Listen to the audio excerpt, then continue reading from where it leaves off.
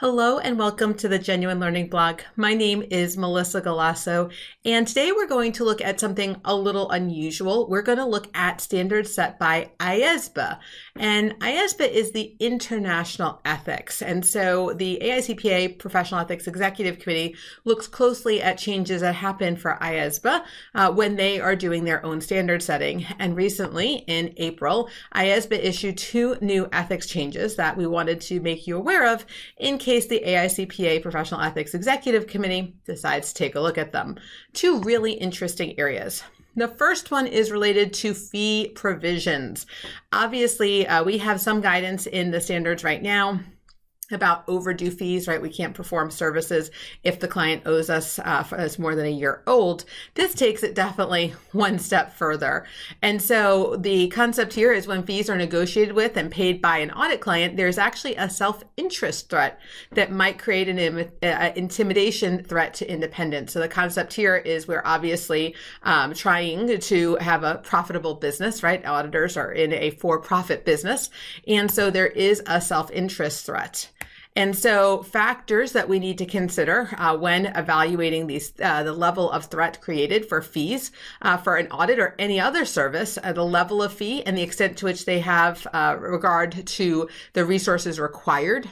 Obviously, firms' commercial and marketing priorities, linkage between the fees for the audit and those for other services, the relevant size of them, whether the fee is for services to be provided by the firm, the level of fee in the context of the service to be provided, the operating structure and compensation arrangement of the firm and the firm networks, the significance of the client or third party referring the client to the firm, the nature of the client, for example, whether the client is a public interest entity, the relationship of the client to the related entities to which the services other than audits are provided. So for example, sister entities, the involvement of those charged with governance in appointing the auditor and agreeing fees, whether the level of fee set is set by an independent third party, such as a regulatory board, and whether the quality of the firm's work is subject to review by an independent third party, such as an oversight board.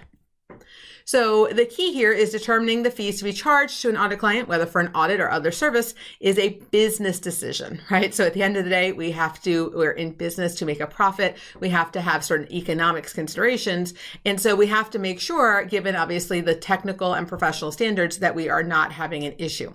So factors that are relevant in evaluating the level of self-interest and intimidation threats created by the level of audit fee paid, the firm's commercial rationale for the fee, and whether undue pressures has been or is being applied by the client to reduce the fee. So this has been very interesting. Obviously, some of the terminology you're going to see here is related to the international standards. So things like intimidation threat. We'll also see non-assurance service. Some of these are different, obviously, than the terminology we use here in the United States. But the concept here is obviously, is the client, negotiating a fee that is too low for the amount of work that needs to be performed, right? That actually can create a threat to our independence.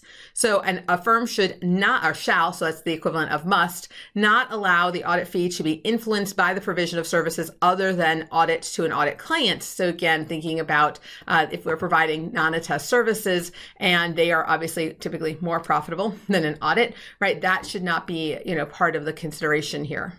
So factors that are relevant in evaluating the level of the threat, the ratio of the fee for services other than the audit to the audit fee, the length of time during which the large proportion of fees for services other than audit fees has existed, the nature, scope, and purpose of those services, whether they are reoccurring or whether they're performed according to law or regulation. So you're starting to see here a focus on potentially, if we're providing a significant level of non-audit services, that fee could obviously trigger an independence issue. Overdue fees, consistent with what we look here at the United States, the level of self-interest threat might be impacted if fees payable by an audit client are for services other than for an audit or services other than an audit are overdue. Obviously, we'd expect payment before we issue the report. We also look at fee significance. Is there a particular client to which we have we consider it a concentration where it's a large proportion of the total fees for the firm, and it would be devastating potentially to the firm to lose this client? In that scenario, obviously that is a potential self-interest threat and potentially a intimidation threat that needs to be considered. So for non-public interest entities, so again, focusing more on the equivalent to the AICPA than the PCAOB, when for each of the 5 consecutive years, total fees from audit clients from an audit client represent or are likely to represent more than 30% of the total fees by the firm. So again, a very significant client here. The firm shall determine whether either of the following actions might be a safeguard to reduce the threats to an acceptable level. So first, prior to the audit opinion being issued on that 5th year financial statement, having a professional accountant who is not a member of the firm expressing the opinion review the work, or after the audit opinion of the 5th year financial statement has been issued and before the opinion on the 6th, have a professional accountant who is not a member of the firm expressing the opinion on the financial statement or professional body review the 5th year's audit work. So you can see here a movement towards really looking at how we negotiate fees. Are fees appropriate for the amount of work we're doing?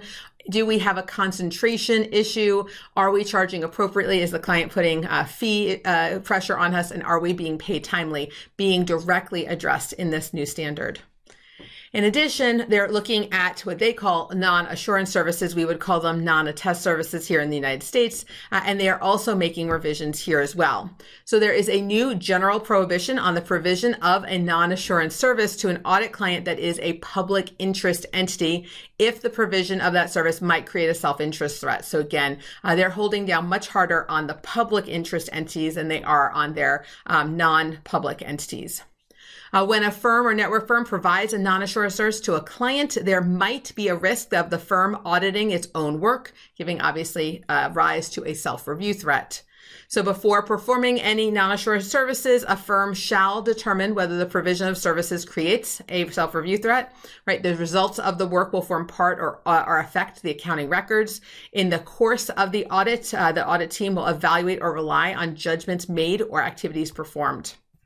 And so obviously, as part of this, a heavy focus on those charged with governance. A firm must communicate with those charged with governance of a public interest entity before the firm can provide non-audit assurances to the entity within the corporate structure. And again, the purpose of this is to enable them to be able to have that effective oversight. So we're seeing a focus on fees and non-assurance services. It also adds that the concept of self-review threat materiality is not relevant if it is a public interest entity. They do have a series of safeguards that can be applied. So threats to independence created by providing non-assurance services or multiple services to an audit client vary. So using a professional who is not on the engagement team, having an appropriate reviewer not involved, or obtaining a pre-clearance of the service from the appropriate authority. Sometimes, though, there is just no safeguard available. Nothing would reduce it to an acceptable level. In that scenario, we need to change the scope of the proposed work, decline or end the service that created the threat, or end the audit engagement. So really important considerations here. We will look to see whether Peak takes these up in some of their upcoming meetings. So that's a wrap on this week's blog. Thank you for joining us, and I hope to see you on a future blog. Have a great day, guys. Bye-bye.